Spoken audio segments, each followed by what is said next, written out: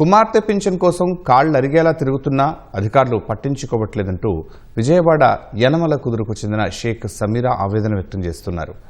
మానసిక దివ్యాంగురాలైన కుమార్తెకు పింఛను ఇవ్వాలని కోరుతున్నా అధికారులు కనికరించడం లేదన్నారు. అనారోగ్యంతో భర్త మరణించడంతో కుటుంబ పోషణ భారంగా మారిందని వాపోతున్నారు. దీంతో పింఛను కోసం పలుమార్లు అధికారుల చుట్టూ తిరిగినా ఫలితం లేదని సమీరా చెబుతున్నారు.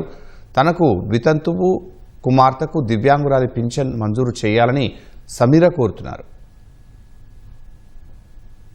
నాకు 3 years క్రిందట మా హస్బెండ్ చనిపోయారు.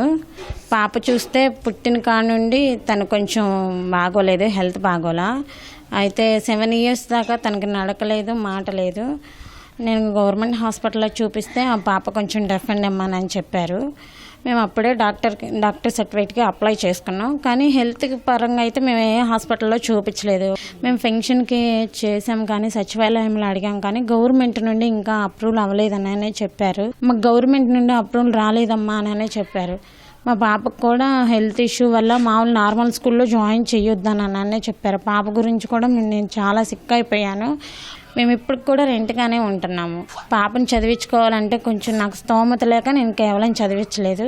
గవర్నమెంట్ నుండి పాపకి నాకు పెన్షన్ ఇస్తే తన చదువుకి ఉపయోగపడుతుంది, నెక్స్ట్ నాకు ఆర్థిక సాయము దొరుకుతుంది కదా.